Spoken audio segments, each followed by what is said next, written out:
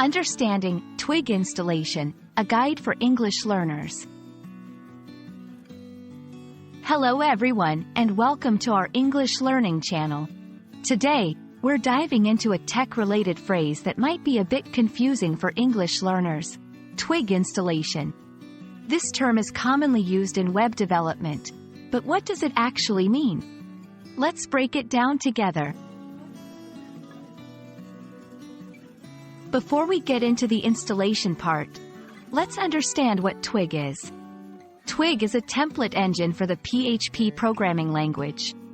In simpler terms, it's a tool used by web developers to create templates for websites. It allows for cleaner code and separation between the logic of the application and its presentation.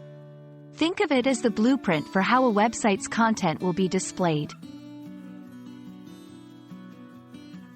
Now, let's talk about the word installation in this context.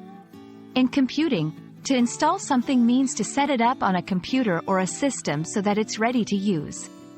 It involves copying files, setting configurations, and making sure that the new software communicates well with the existing system. So, when we say Twig installation, we are referring to the process of setting up the Twig template engine on a web server or a local development environment.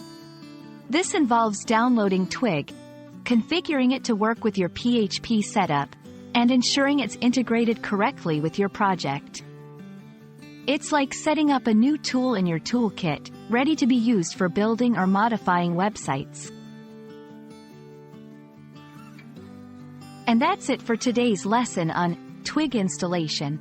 We hope this has shed some light on a term that might seem complex at first glance but is quite straightforward once broken down. Remember, learning a language involves understanding not just words, but also the context in which they're used. See you in our next video, and happy learning!